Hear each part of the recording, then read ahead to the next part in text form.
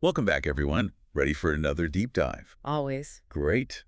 Today we're heading to a small coastal town in Brazil, Colares. Beautiful place, I hear.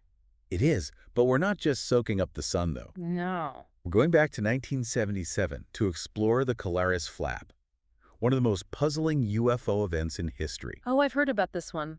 Lots of sightings, right? Tons. Eyewitness accounts, reports, even some whispers of the military getting involved. Sounds intriguing. Definitely. So let's get into it. What makes the Colares Flap so unique?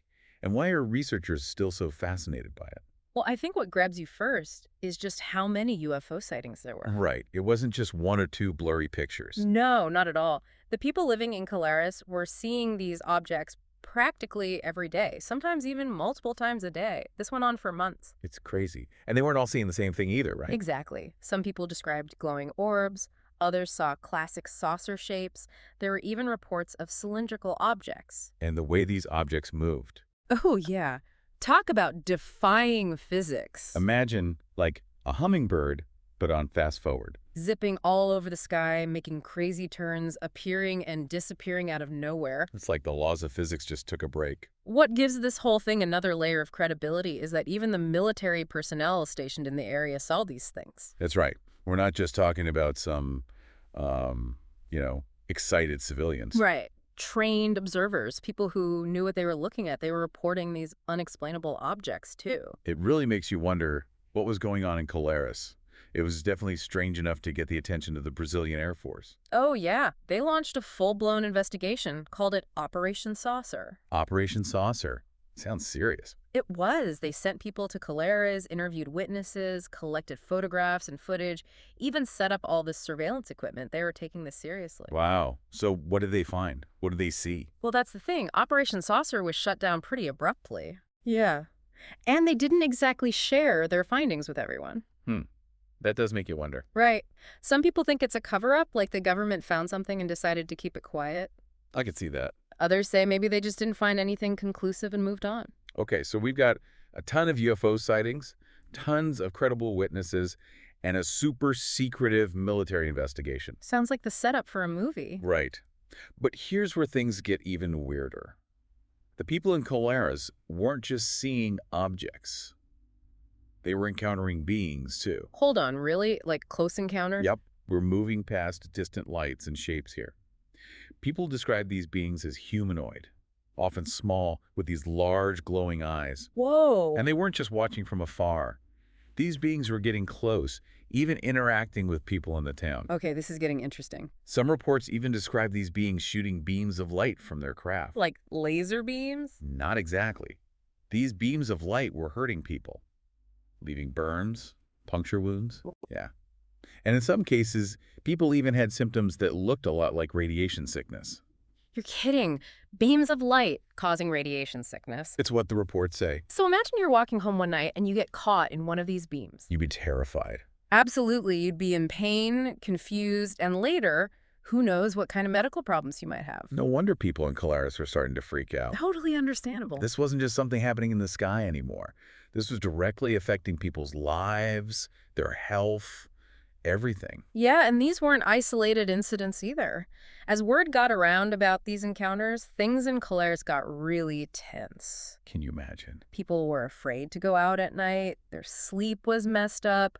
There was this constant feeling of unease everywhere. This wasn't just about seeing a UFO. This was about facing something completely unknown and feeling totally helpless against it. I mean, can you imagine just going about your daily life and then... Bam. UFOs. Right. And not just seeing them, but... Having these weird encounters. Exactly. I mean, think about how this would affect an entire community. Yeah, I bet people were like staying inside after dark. Right.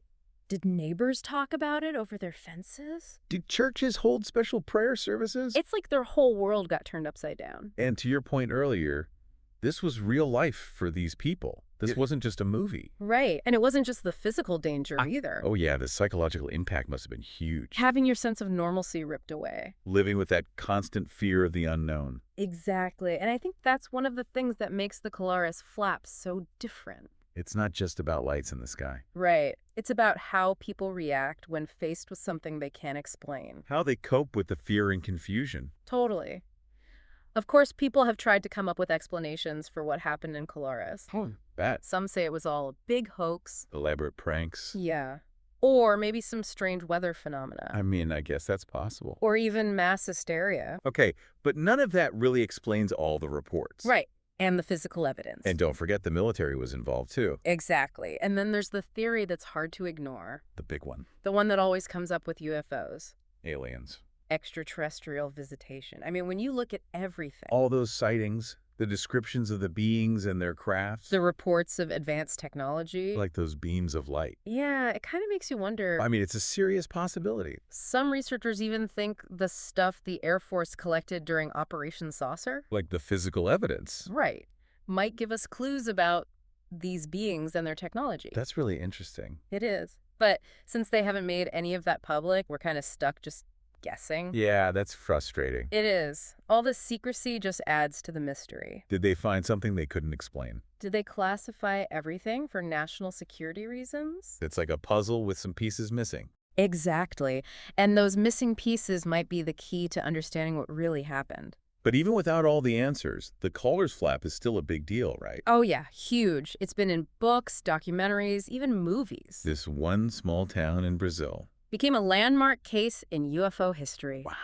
People all over the world are studying it. Researchers, enthusiasts. It just goes to show the power of a good mystery. It really makes you think about all the things we don't know. It challenges our understanding of the universe. Makes us ask, what if we're not alone? Exactly.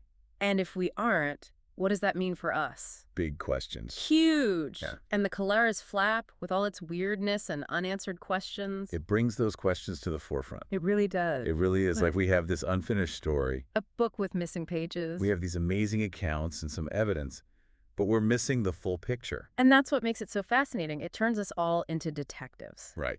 We have to look at everything, weigh the evidence, and try to figure it out. What do you think really happened in Colares back in '77? Was it all just a bunch of misunderstandings? Or coincidences. Or was there something more to it, something intentional? Maybe even something completely out there, something we don't even understand yet. Something that changes how we see the universe. And our place in it. It makes you think, if you lived in Colares back then. What would you have done? Right. Would you have been scared? Would you have tried to find answers? Would you have turned to science? Or religion? Or would you have just ignored it all, pretended like nothing was happening? It's a good question. It says a lot about us, doesn't it? It does. How we deal with things we don't understand. Our curiosity. Our need to make sense of things. And sometimes our fear of the unknown. The Colares Flap is a good reminder that there's still so much out there that we don't know. About the universe. About what's possible. It tells us to keep exploring, keep asking those questions. To never stop being curious. Who knows, maybe one day we'll figure out what really happened in Colares. Maybe all those missing pieces will fall into place. And the mystery will be solved. But until then...